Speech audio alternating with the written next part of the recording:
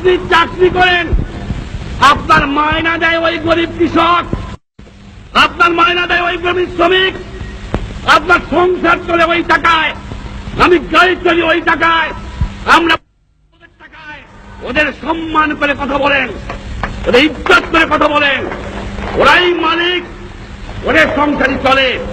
এ বেটা কোথেকে আসলি?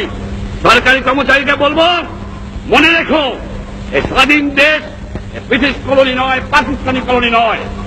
যে লোককে দেখবা তার চেহারাটা মতো বাবার মতো, তোমার ভাইয়ের মতো, ওর পরিশ্রমের পয়সা ওরাই হবে সম্মান বেশি পাবে, কারণ ওরা নিজে কামাই করে খায়, আর তোমরা কাজ করিয়া। একটা কথা জিজ্ঞাসা করি আপনাদের কাছে, মনে করবেন না কিছু, আমাদের কাছে জিজ্ঞাসা করি, আপনাদের বলবো কেন, আমি তো আপনাদের একজন। আমাদের লেখাপড়া শিখাইছে কিনা? আমার বাপ মা, আমরা বলি বাপ মা। আমাদের লেখাপড়া শিখাইছে কে? আমার আজ ডাক্তারি পাস করায় কে? আজ ইঞ্জিনিয়ারিং পাস করায় কে? আজ সায়েন্স পাস করায় কে? আজ বৈজ্ঞানিক করে কে? আজ অফিসার করে কে? কার টাকায়?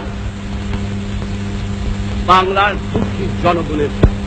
আপনাদের কাছে আমার জিজ্ঞাসা, শিক্ষিত ভাইরা, আপনার লেখাপড়ার খরচ করে দিয়েছে শুধু আপনার সংসার দেখার জন্য নয়, আপনার ছেলে মেয়ে দেখার জন্য নয়, দিয়েছে তাদের আপনি কাজ করবেন, সেবা করবেন। তাদের আপনি কি দিয়েছেন, কি ফেরত দিচ্ছেন, কতটুকু দিচ্ছেন?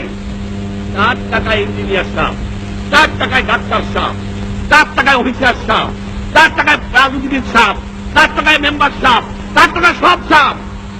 সমাজ যেন খুনে ফেলে গেছে।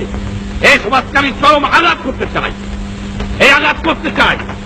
যে আঘাত করেছিলাম পাকিস্তানিদের, সে আঘাত করতে চাই এই খুনে দেওয়া সমাজ ব্যবস্থা।